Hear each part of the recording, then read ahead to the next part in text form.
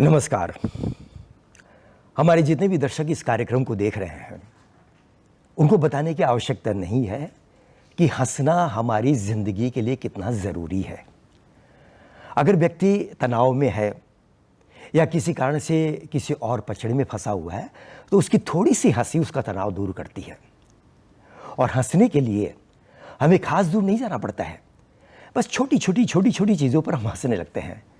कभी हम अपने घर में किसी बच्चे को देखकर हंसते हैं, कभी किसी बुजुर्ग को देखकर हंसते हैं, और कभी हम रास्ते चलते हुए कई लोगों को देखकर हंसने लगते हैं। लेकिन ये तो हंसने की एक विधा है कि लोग हंसने का मौका कभी भी नहीं छोड़ते। लेकिन आज हमारे स्टूडियो में ये सौभाग्य है कि उसी विधा को आगे बढ़ाने के लिए एक कलाकार यानी हास्य कलाकार जो हास्य कविताएं लिखते हैं हमारे स्टूडियो में हैं श्री जय कुमार रुस्वाहा। अब आपका स्टूडियो में स्वागत है। बहुत बहुत धन्यवाद। जय कुमार रुस्वाहा का इनके बारे में जो लोग इनको जानते हैं उनके तो बताने की आवश्यकता नहीं है, लेकिन फिर भी हमारे कई दर्शक इनके बारे में जानने के लिए बड़े उत्सुक रहते हैं। इन्होंने हास्य कविताओं का परचम न सिर्फ कोलकाता बल्कि पूरे भारतवर्ष में फैलाया है। ये वक्त वक्त पर पूरे भारतवर्ष में कई स्टेजों पर जाते हैं और अपना हास्य रूप यानी हास्य कविताएं सुनाकर लोगों को गुदगुदी करते हैं। इनके बारे में एक चीज़ और बता दूं कि इन्होंने 4 पुस्तकें तो लिखी हैं, साथ ही यहाँ कोलकाता से प्रकाशित जो प्रसिद्ध दैनिक पत्र हैं, हिंदी के पत्र, उनमें इनकी 4 पंक्तियाँ कविताएं निरंतर रोज आती हैं। तो ये तो एक महान कवि की बात है। और रुस्वाहा जी छोटी छोटी बातों में हास्य खोज लेते हैं। अब मैं एक बात आपको बताऊं, अभी आप सभी को पता होगा कि कुछ दिन पहले हमारे प्रयागराज में कुंभ का मेला लगा था। वहां करोड़ों लोग आए थे, लगभग 63-64 करोड़ लोग आए थे। रुस्वाहा जी वहां 3 बार अपनी पत्नी के साथ गए। तो मैं जब जाऊं इनके घर में, मैंने कहा रुस्वाहा जी हैं? बोले नहीं, वो तो कुंभ गए हैं। फिर मैं दोबारा गया, मैं रुस्वाहा जी हैं? बोले नहीं, तो कुंभ गए हैं। तीसरी बार भी पता लगा कुंभ गए हैं। मैं बड़ा असमंजस में फंस गया। बाद में जब इनसे भेंट हुई तो मैंने पूछा, रुस्वाहा जी आप कुंभ में इतनी बार गए हैं, क्या वहाँ की व्यवस्थाएं आपको बहुत ही आकर्षित करती हैं, या वहाँ की व्यवस्थाएं इतनी सुखपूर्वक हैं कि आप बार बार कुंभ जाने का प्रयास करते हैं? क्योंकि यहाँ तो लोग एक बार कुंभ नहीं जाते हैं। रुस्वाहा जी ने कहा, जी कोई खाक व्यवस्था है वहाँ? मैं 3 बार कुंभ गया और तीनों बार मेरी पत्नी गुम हो गई, और तीनों बार उन्हें लोगों ने खोज कर लाकर मेरे सुपुर्द कर दिया। तो मैं अब कितनी बार और जाऊं? खैर रुस्वाहा जी, आपका स्वागत है। तो हमारे दर्शकों को सबसे पहले आप किस कविता से ओतप्रोत करेंगे? मैं कैलाश जी, सबसे पहले तो आपने बात अधूरी बताई, उसको मैं पूरा कर देता हूँ। हाँ जरूर। 3 बार कुंभ में गया, किस लिए गया इन्होंने बता दिया। लेकिन तब वापस घर आ गए तीनों बार में, तो घर आके पत्नी ने पूछा, अगर मैं कुंभ में खो जाती तब आप क्या करते? वाह, जबकि आपका तो प्रयास यही था। मैंने कहा अखबार में विज्ञापन देता। बोला अच्छा, विज्ञापन में क्या लिखवाते? मैंने कहा उसमें लिखवाता जिसको मिले उसकी। तो ये बात है। लेकिन आपने हास्य की बात कही मित्रों, हमारी जिंदगी में तनाव ही तनाव है चारों तरफ। सुबह से शाम तक तनाव में जी रहा हर आदमी, है ना। जिसको देखो टेंशन टेंशन। तनाव देना या टेंशन देना बड़ा सरल है साहब, हंसाना बहुत कठिन काम है। ये तो बिल्कुल सही है। सरल से सरल तरीके से आप किसी को टेंशन कैसे दे सकते हैं?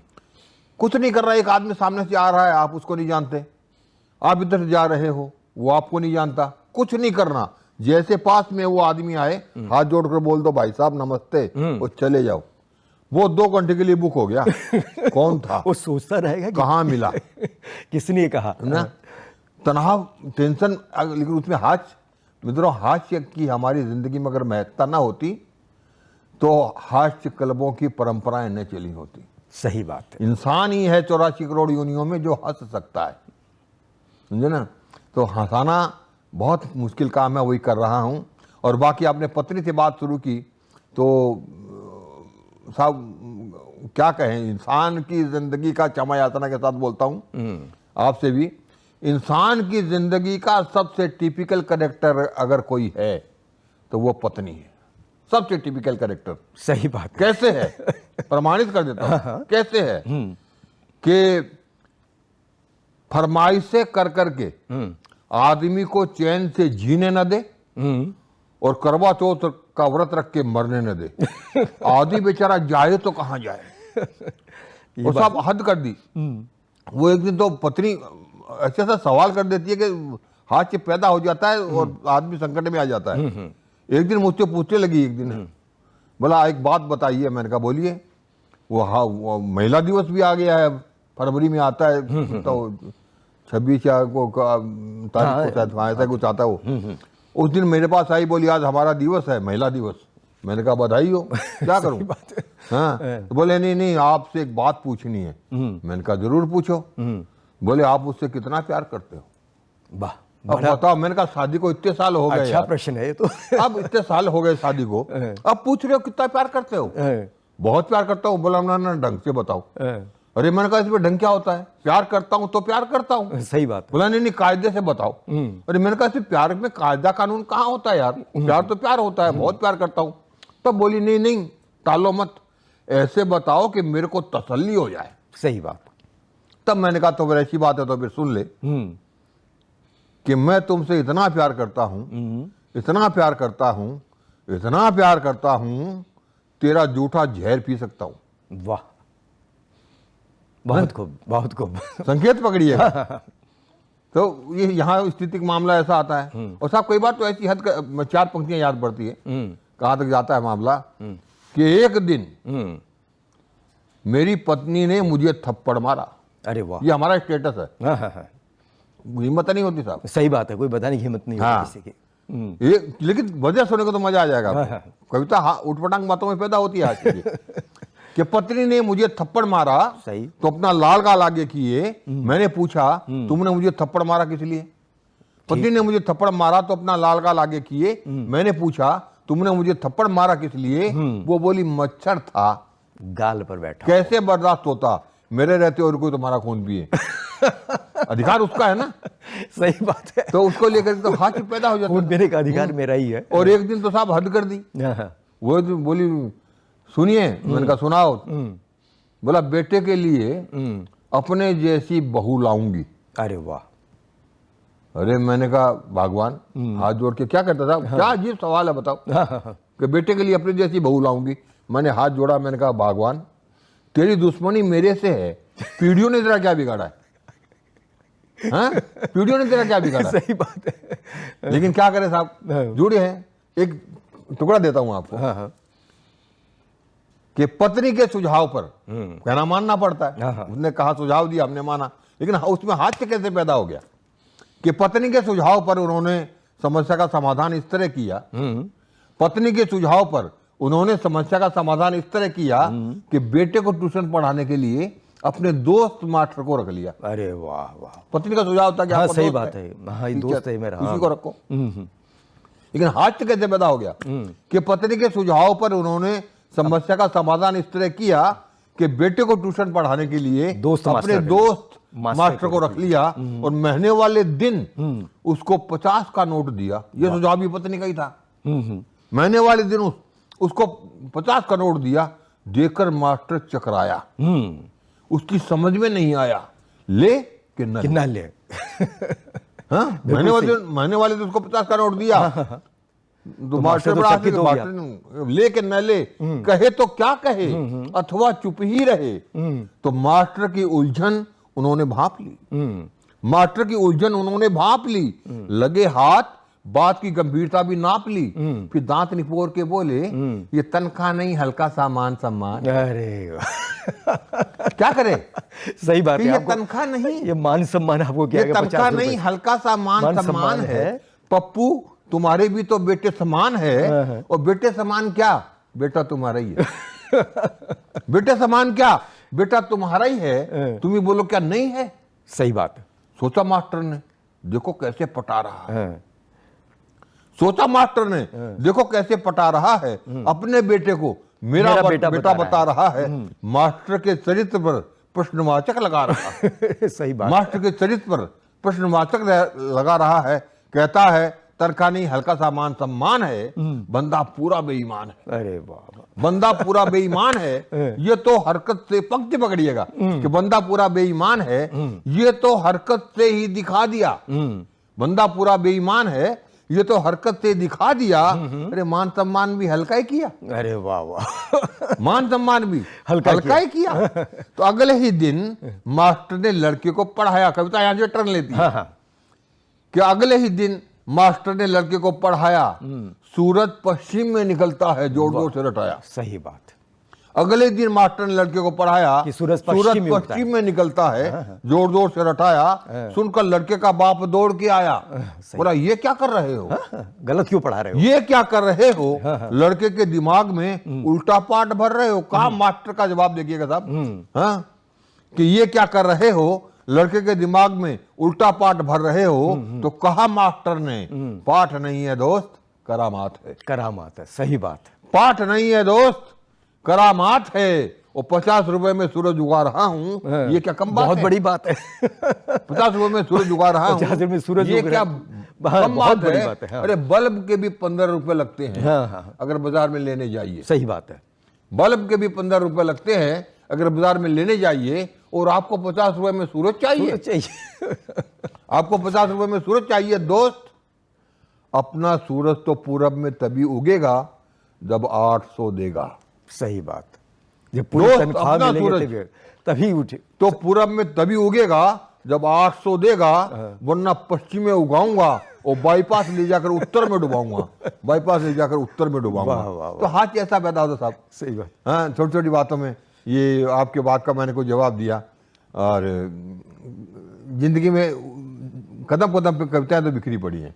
वैसे मैं एक बात बता दूं आपको, स्वागत, कि मैं रुसवा जी के पास में बहुत बड़ा बागान है जिसमें आम है, पेड़ हैं और कई पेड़ रखे हैं।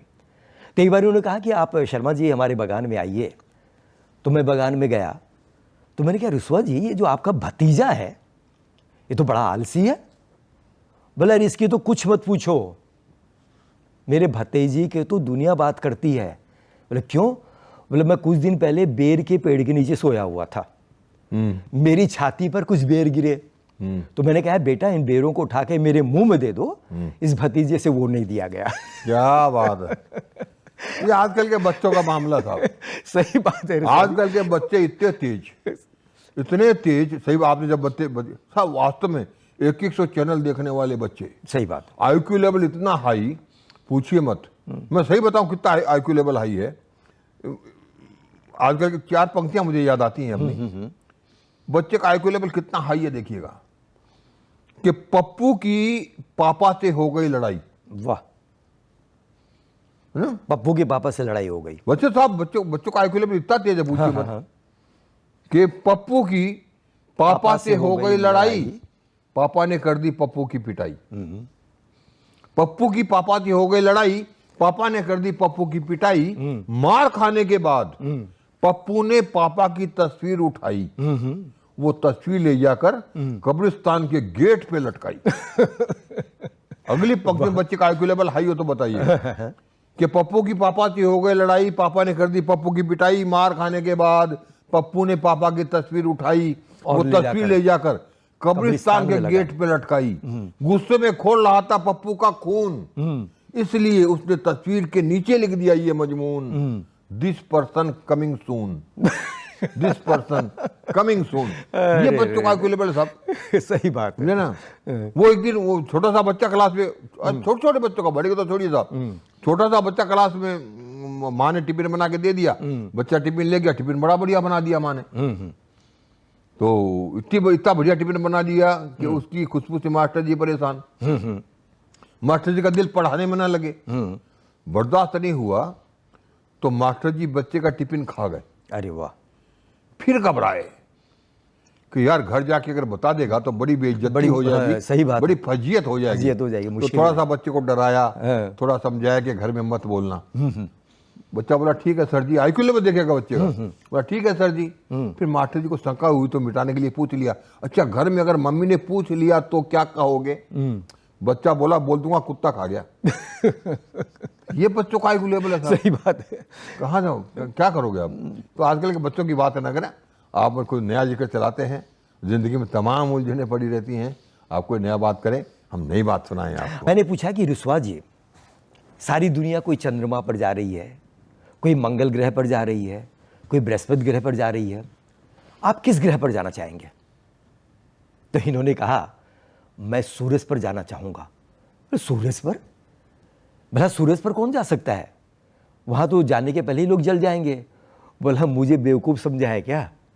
मैं सूरज पर रात में जाऊंगा। क्या बात है। कभी आधे पागल इसीलिए होते हैं। कभी तो चलिए कोई कविता आपको सुनाइए। नहीं, जब आपने पिछले दिनों गया था मैं एक प्रोग्राम में रांची, अच्छा।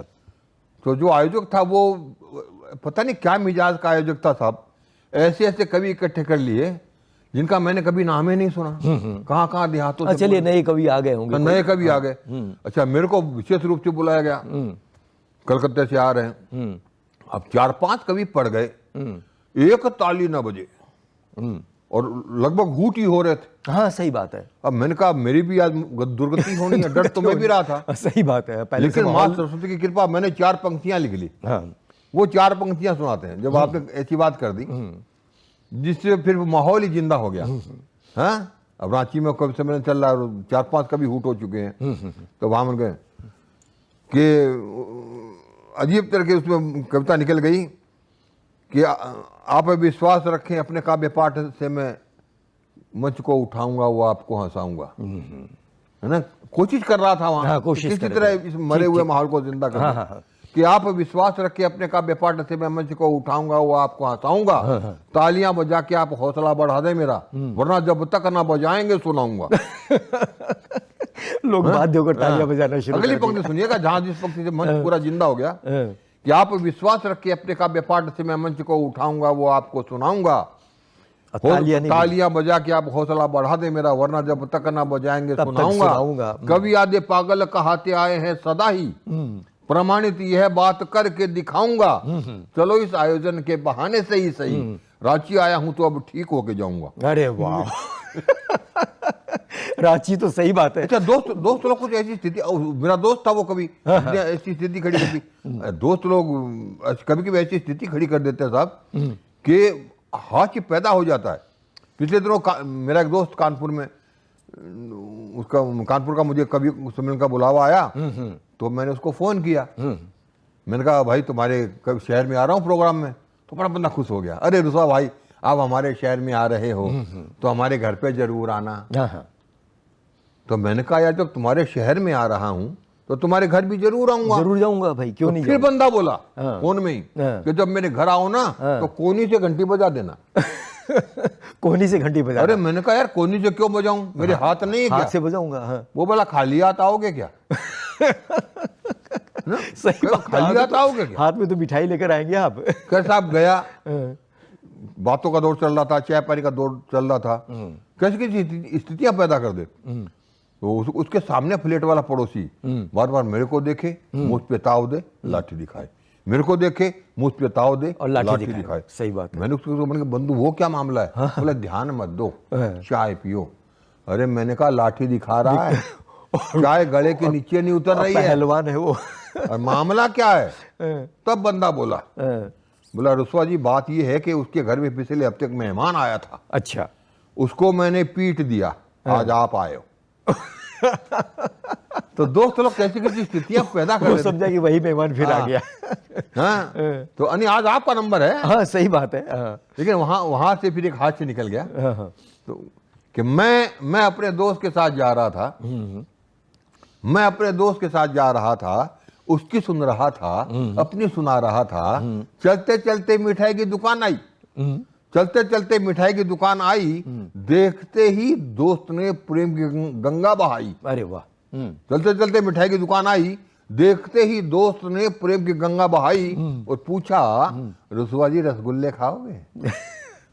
पूछा रुस्वा जी रसगुल्ले खाओगे? सही बात है। मैंने कहा तुम खिलाओगे? तैयार बैठे। वो बोला खिलाऊंगा। हाँ। मैंने कहा तुम खिलाओगे? वो बोला खिलाऊंगा। मैंने कहा खाऊंगा। अच्छी सी कुर्सी देखकर दोनों ने आसन जमाए। अच्छा।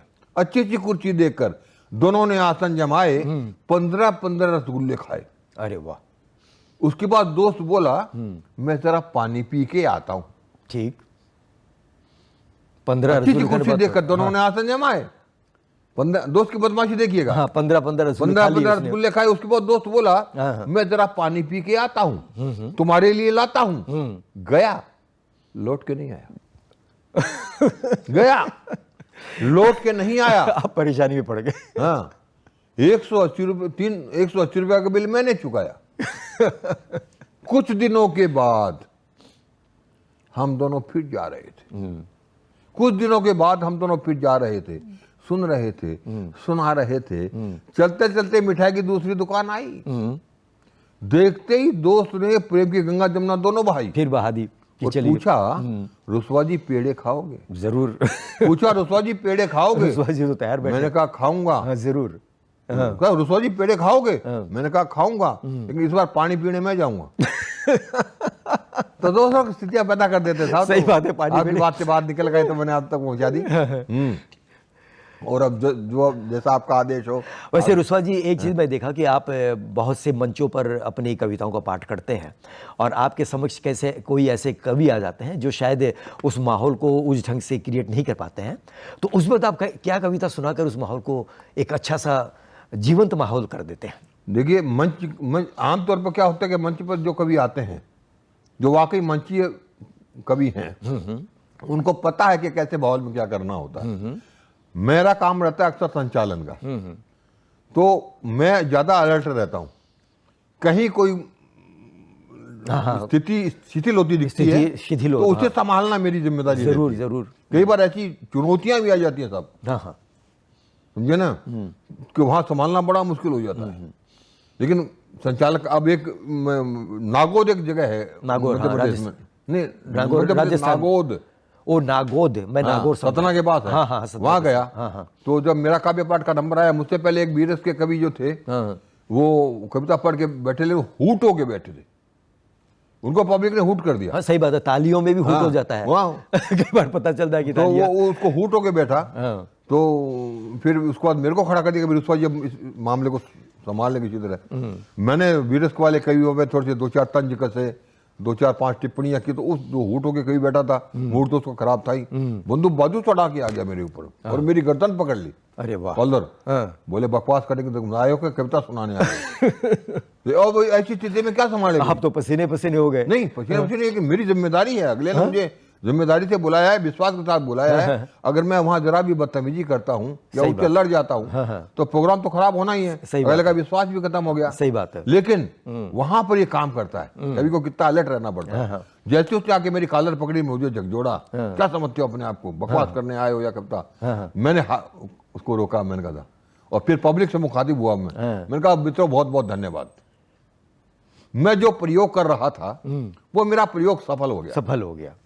अभी एक नाम नहीं बताऊंगा उस कवि का। हाँ हाँ। अभी ये कविता सुना रहे थे, आपने इन्हें पता नहीं क्यों इनकी कविता के बीच में बैठा दिया। तरीके से नहीं सुना इन्हें आपको आपने। और क्यों बैठा दिया बीच में? हाँ। इसकी एक वजह है। हाँ। हमारे एक पात्र हुआ करते थे हनुमान जी, हाँ हाँ। उनको बल याद दिलाना पड़ता था तब वो समुद्र कूद जाते थे। वाह वाह वाह, है ना? कहाँ से संभाला आपने? हाँ। कि हनुमान जी को आप लोगों ने और संचालक ने इनको इनका बल तो याद दिलाया नहीं। हाँ। और खड़ा कर दिया, नतीजा आप लोगों ने इनको बीच में बैठा दिया। मैंने इनको इनका बल याद दिला दिया, इन्होंने मेरी कॉलर वालर पकड़ ली है, अब बल इनको याद आ गया है। अब मैं कविता बाद में सुनाऊंगा, पहले मैं इनको आगे करता हूँ। और अब मैंने ऐसा है रुस्वा जी, आप छोटी सी कोई कविता 3-4 लाइन की अगर हो तो आप सुनाइए हमारे दर्शक। आनंद कविता, क्या कविता सा आनंद कविता में निकालता हूँ। देखिए दोस्त की निकालता हूँ, एक बात चली तो दोस्त की बात चल रही थी। हाँ, कि मेरा दोस्त दीनदयाल, मेरा दोस्त है दीनदयाल, मेरा दोस्त दीनदयाल, हम लोग कमी खोजते हैं और उस कमी खोजने की आदत में भी कहाँ हास्य पैदा होता है।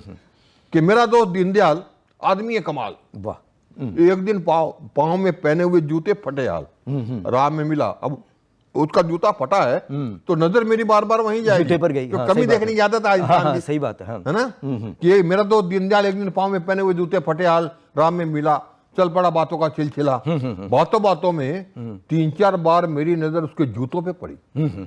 बातों बातों में 3-4 बार मेरी नजर उसके जूतों पर पड़ी तो बंदा तुरक गया। बोला ये जूते क्या देख रहा है मेरे घड़ी घड़ी।